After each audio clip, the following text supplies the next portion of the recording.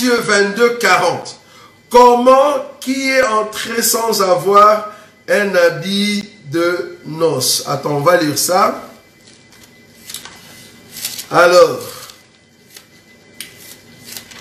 d'abord, parce qu'il y a beaucoup qui ont un problème de comprendre quand on parle des paraboles. Je crois que c'est une parabole, ça. Parce que Jésus était en train de parler sur la fête des noces. Remarquez. Matthieu chapitre 22, je prends le verset 40. Wow. Matthieu chapitre 22, le verset 40. Attends. Hein. Mais il n'y a pas cette écriture, donc le passage est déjà mal donné. Voilà, donc c'est Matthieu chapitre 22, mais le verset ici, c'est le verset 11.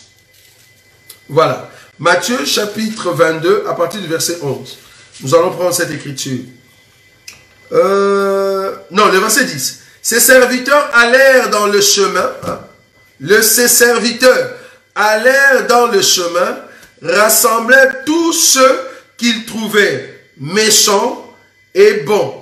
Et la salle de noces fut pleine de convives. Le roi entra pour voir ce qui était. Le roi entra pour voir ce qui était à table. Et il aperçut là un homme qui n'avait pas revêtu un habit de noces. Il lui dit, mon ami, comment es-tu entré ici sans avoir un habit de noces? Cet homme eut la bouche fermée. Alors le roi dit au serviteur, liez-lui le pied et le main et jetez-le dans les ténèbres du dehors, où il y aura des pleurs et des grincements des dents, car il y a beaucoup d'appelés et peu de lieux. Ah, voilà. Heureusement qu'on a lu l'écriture, parce que souvent ce qui est très important, c'est de lire l'écriture. Maintenant que j'ai lu l'écriture, j'ai maintenant l'éclairage. Je voulais avoir dans mes pensées, deux fois on peut citer une écriture, mais alors que ce n'était pas très bien cité, c'est pour ça que j'aime toujours, avant de donner une très bonne interprétation d'une écriture, que je lise. Mais remarquez, il y a deux camps. Il y a le camp de ceux qui sont dans la fête des noces, et une personne qui est entrée, mais sans pour autant avoir l'habit de fête des noces. Alors cet homme, on ne l'a pas jeté dans le feu, comme je venais de dire tout à l'heure, parce que je n'avais pas l'écriture. Mais on l'a jeté dans les ténèbres du dehors, là où il y a les grincements et le pleur. Ce n'est pas le feu, mais on l'a jeté dehors. Or, cet homme n'avait pas l'habit des noces. D'abord, il faut définir c'est quoi les noces. Le fait des noces, c'est ce qui va avoir lieu lors de l'enlèvement. Nous tous qui vont aller au fait lors de l'enlèvement, nous sommes ceux qui portent la robe pour entrer dans la fête des noces. Qui sont ceux qui n'ont pas de robe de noces? Ce n'est rien d'autre que la Vierge folle et les 144 000. Ce sont eux qui seront jetés dans les ténèbres, là où il y aura des pleurs, c'est-à-dire la grande tribulation. Vous voyez ça? La grande tribulation, c'est là-bas qu'ils seront dehors. C'est au fait Matthieu chapitre 25, là où on parle de la Vierge folle, qui est venue taper et le Seigneur a dit, je ne vous connais pas. Vous voyez? Donc c'est la Vierge folle qu'on va mettre dehors parce qu'elle n'a pas la robe de la fête. Je souligne ça. Elle n'a pas la robe de la fête des noces. Alors elle doit être dehors, on n'a pas dit dans le feu, mais il y a des grincements là-bas dehors, dans les ténèbres, parce que la lumière sera seulement en Israël. Mais cette personne, c'est la Vierge folle, qui va souffrir dehors. Parce que cette personne était quand même entrée dans la fête.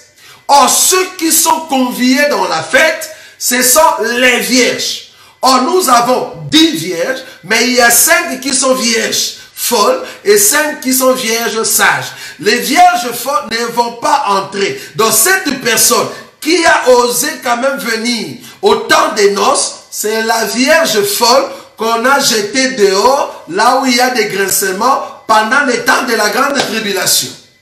Vous voyez ça? Donc c'est cet homme qui n'est rien d'autre que la Vierge folle, ou soit ceux qui vont rater l'enlèvement. Pourquoi je dis cela? Les éléments qui me soutiennent, c'est le verset d'abord 11. Le roi entra pour voir ceux qui étaient à table, et il aperçut là un homme qui n'avait pas revêtu un habit de noces. Or, tous ceux qui doivent recevoir l'habit de noces, ce sont que de vierges. Or, le vierge, c'est pendant l'état de la grâce. Le 144 000, on ne parle pas de vierge. Or, les vierges, c'est pendant l'état de la grâce. Donc, cet homme, il s'est infiltré au milieu de vierges sages. Ici, je parle en parabole. Et du coup, on va le mettre dehors. Donc, c'est la Vierge folle qu'on doit mettre dehors. Deuxième élément qui me soutient, verset 12. Il lui dit, mon ami. On l'appelle ami. C'est un ami. C'est au temps de la grâce que le Seigneur appelle les hommes amis. Ça, c'est encore un élément. Comment es-tu entré ici sans avoir un habit de noces? Cet homme eut la bouche fermée. Alors le roi dit au serviteur, liez-lui les pieds et les mains et jetez-le dans les ténèbres du dehors, où il y aura de pleurs et des grincements dedans, car il y a beaucoup d'appelés, mais peu d'élus. On les a tous appelés les 10, mais peu sont tellement élus, c'est la Vierge sage. Mais beaucoup d'appelés, c'est en fait un champ. On a créé un champ, mais lors de la première maturité, les élus, c'est seulement la Vierge sage qui sera enlevée pour entrer dans la fête de noces. Et les restes doivent passer dans ce que nous appelons la grande tribulation. Alors, la Bible déclare, Dieu a donné Jésus le nom au-dessus de tous les noms, mais on voit qu'il y avait plusieurs personnes avec le même nom avant Jésus. Quel est le nom que Jésus avait au ciel? Merci. D'abord, il faut comprendre, nous expliquons tout le temps. C'est toujours les mêmes questions qui reviennent. D'abord, Jésus, en hébreu, Yehoshua, au départ, Yehoshua il s'est révélé comme Yehoah. Yehoah veut dire celui qui est, le je suis. Le je suis, c'est éternel. Donc, éternel était éternel. Depuis les temps anciens, c'est l'Esprit éternel. Maintenant, l'Esprit éternel a voulu venir sauver le monde par le biais de son propre corps qui s'est fait. Vous voyez? Donc, l'Éternel va se créer un corps. Ésaïe chapitre 35. L'Éternel était éternel. Il s'est présenté auprès de Moïse comme éternel. D'abord auprès d'Abraham et les autres, Jacob et Isaac, comme Dieu tout-puissant. Mais auprès de Moïse, il a dit, je suis éternel, donc le je suis. Alors dans les temps, il voulait maintenant sauver. Ésaïe chapitre 35. Il dit, moi-même je veux venir pour sauver. Vous voyez ça? Maintenant, quand l'Éternel, le je suis, il veut venir sauver, il devient Yehoshua. Yehoah, ça veut dire je suis, il devient Yehoshua. Ça veut dire c'est lui qui vient pour sauver. Ou je suis le sauveur. Donc, Yehoshua au départ c'est éternel. Mais comme il vient sauver, il prend maintenant cet attribut de Yehoshua. Donc, lui-même avec ses noms, parce que tous ceux qui ont porté le nom de Jésus, ou de Yehoshua, ou de Josué, ils n'étaient pas des sauveurs. C'était le type du véritable sauveur que Jésus est lui-même. Ou soit l'Éternel est lui-même. C'est l'Éternel qui est le sauveur. Parce qu'il a dit, je viendrai moi-même et je vous sauverai. Or, Josué n'avait pas donné le repos. Josué n'avait pas donné le salut. C'est Yehoshua dans les corps, pardon, c'est l'Éternel dans les corps de Jésus. C'est lui maintenant qui vient pour sauver. Quand nous disons qu'il a reçu le nom, parce que c'est ce nom-là, le véritable Josué, le véritable Yehoshua. Il faut comprendre que quand il marchait, on l'identifiait à tous les prophètes. Il a posé la question de savoir, les hommes disent qui je suis. Les autres ont dit que tu es Jérémie. Les autres ont dit que tu es Élie. Les autres ont dit que tu es Jean-Baptiste qui est ressuscité. Et vous, que dites-vous de moi? Non, tu es le Christ, le Fils de Dieu. Vous voyez cela? Donc, quand on voyait Jésus, on voyait plusieurs prophètes. Donc, Yehoshua, c'est tous les prophètes dans un corps. Donc, son nom relate la puissance de celui qui est éternel. C'est pour cela son nom est plus grand que tous les noms. Donc, dans le ciel, ne dis pas que Jésus avait quel nom. Non. Là, c'est comme si tu le voyais comme un fils. Hein? Un fils qui était bébé au ciel. Après, Dieu l'attend pour qu'il puisse grandir. Ah, tu as grandi, je t'envoie sur la terre. Non, ne le vois pas comme ça. Donc, c'est l'Éternel qui va prendre un corps pour venir dans le monde. Ça va? Il faut vraiment suivre nos enseignements. C'est là-bas que tu vas comprendre. L'Éternel a-t-il fait sortir du pays d'Égypte son peuple la nuit, mais pas le jour?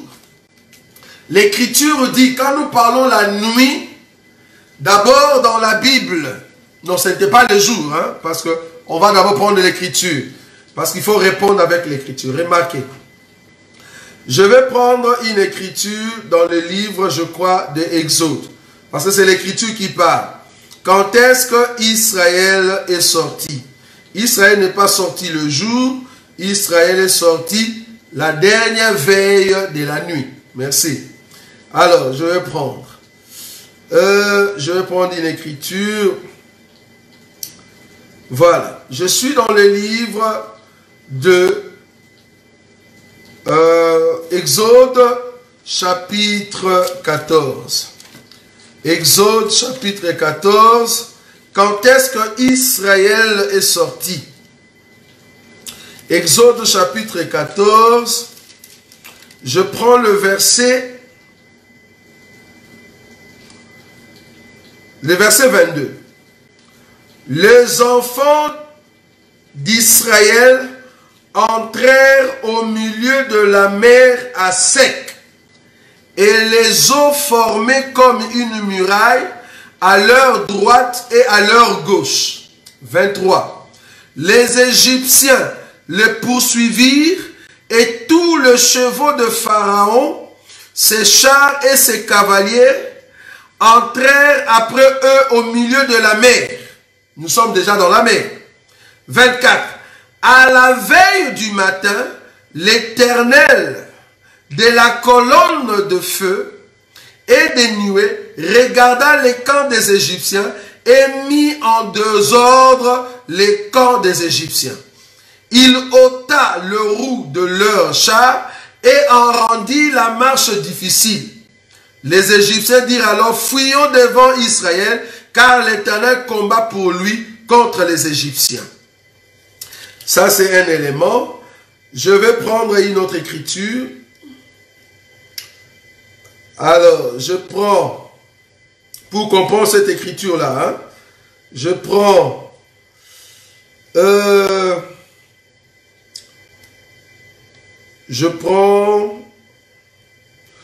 Marc chapitre 13. Je vais comprendre l'écriture d'Exode. C'est comme ça que nous comprenons la Bible.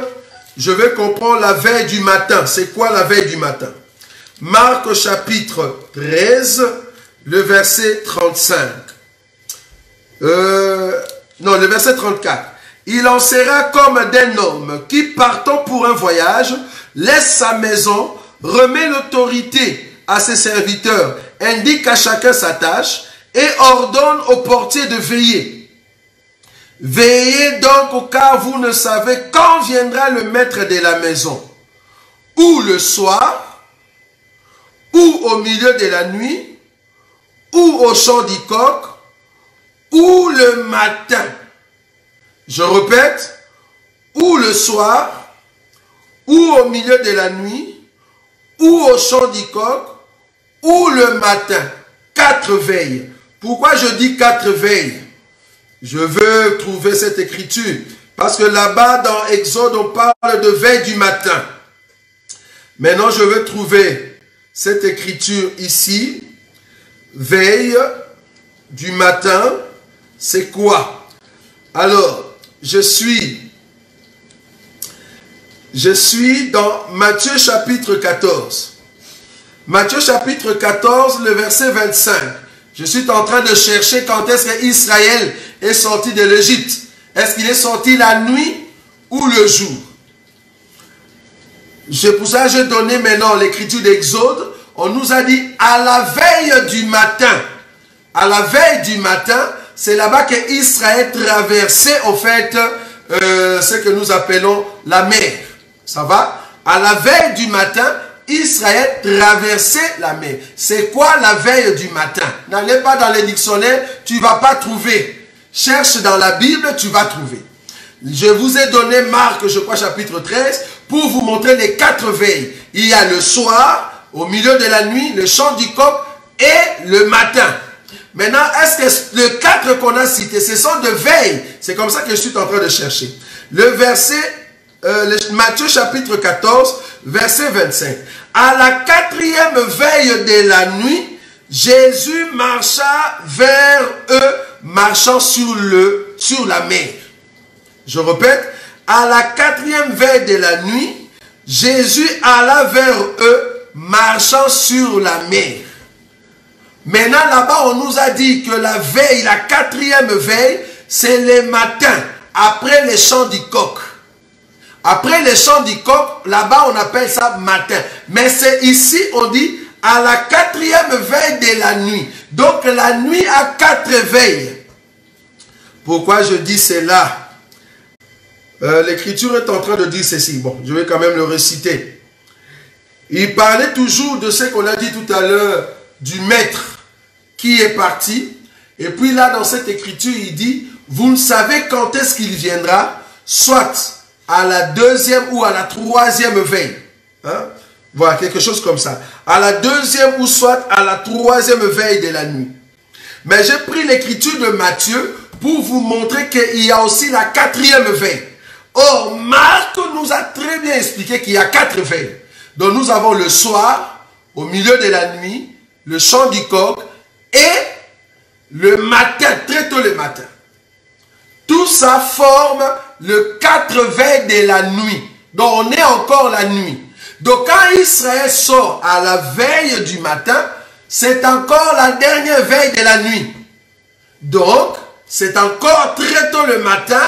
Quand nous disons très tôt le matin, ne vois pas dans ta tête au Congo quand il est 5h, 4h. Quand on dit veille du matin ici, nous sommes en train de voir que c'est le mélange du ténèbre et de la lumière qui arrive. Mais c'est les ténèbres qui dominent.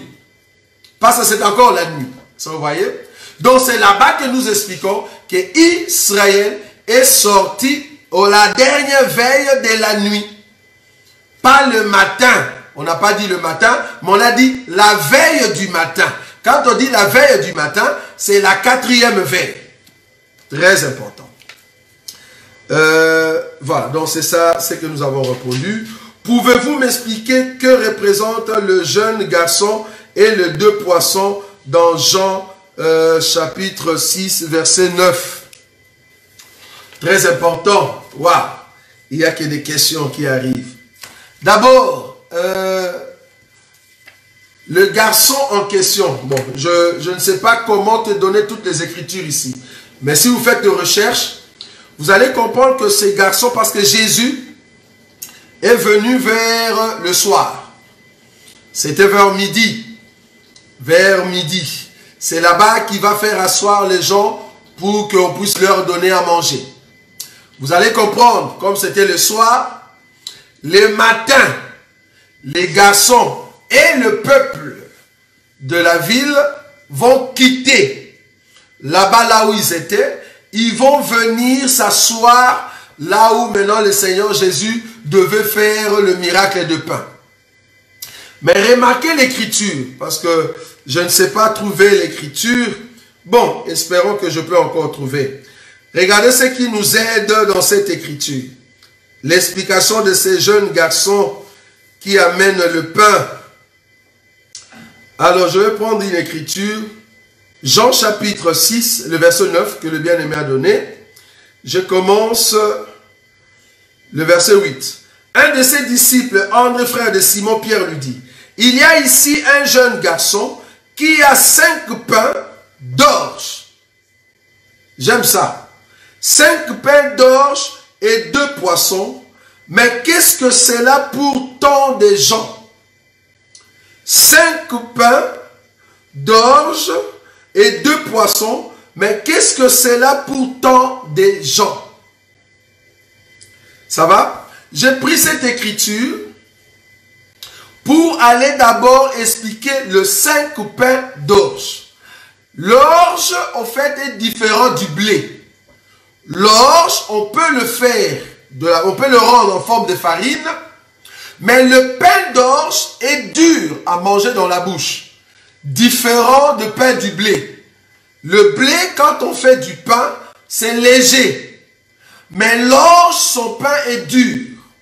Remarquez que cet enfant était d'abord quelque part avant de venir là où se trouvait Jésus. Or, Jésus a commencé à faire ses miracles, c'était vers le soir. Quand je dis soir, je vois après-midi. Ça va? Donc, le garçon a pris le pain dans la maison, c'était le matin. Donc, le matin, on va prendre le pain d'orge qui est dur. On doit l'amener pour que le soir, les seigneurs prennent le même pain, prier et donner aux gens.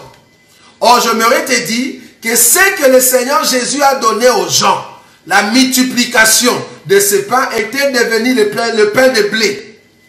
Pour que tout le monde puisse manger. Mais les matins, c'était le pain d'orge.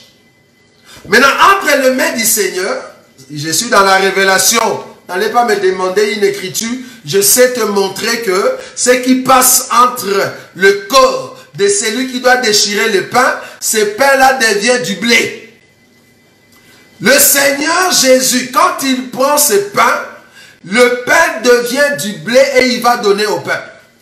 Or, le 5 pains d'orge qui a commencé le matin, qui était dur à manger, qui doit d'abord passer par les mains de notre Seigneur Jésus, afin de les déchirer, c'est Moïse.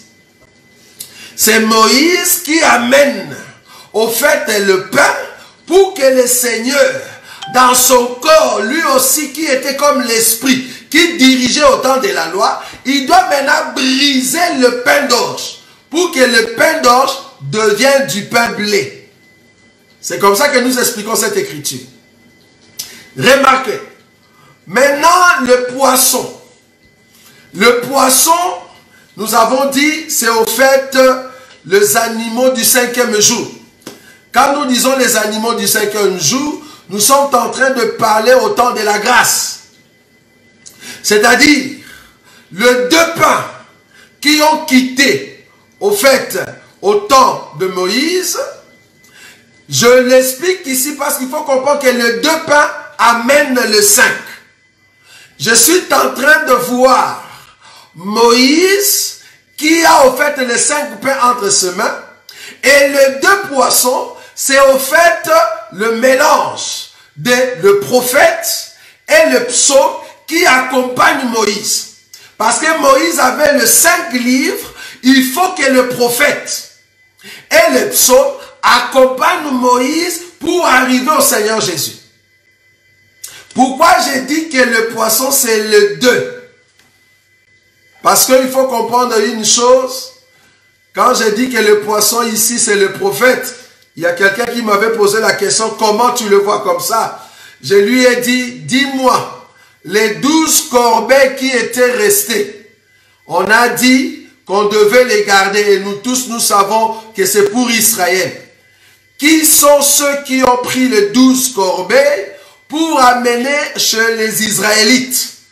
Parce que nous, Église, nous avons bénéficié de miracles, de 5 pains qui est passé entre les mains du Seigneur. Parce que quand les 5 pains qui étaient au temps de Moïse passent entre les mains du Seigneur, le 5 devient le 5 du temps de la grâce. Parce que comprenez qu'au temps de la loi, au temps de Moïse, le 5 livres qui représentent Moïse de la loi, accompagné avec le prophète et le psaume, doit venir entre les mains du Seigneur et le 5 pains doit former maintenant le temps de la grâce. Mais remarquez que la même grâce doit rester maintenant 12 corbeilles. Maintenant, qui sont ceux qui vont amener les 12 corbeilles auprès d'Israël? Vous allez comprendre que c'est les 2 poissons. C'est les 2 poissons qui vont prendre les 12 corbeilles et amener en Israël. Donc c'est les prophètes. C'est comme ça que nous pouvons expliquer cette écriture. Mais il y a encore d'autres bien-aimés qui peuvent le voir dans la profondeur d'une autre manière. Il y a d'autres bien-aimés qui peuvent expliquer encore ces garçons comme étant le Seigneur Jésus, qui vient au fait au temps de la grâce, lui qui a commencé au temps de la loi. Ça dépend toujours de comment est-ce que vous êtes en train de marcher là-dessus.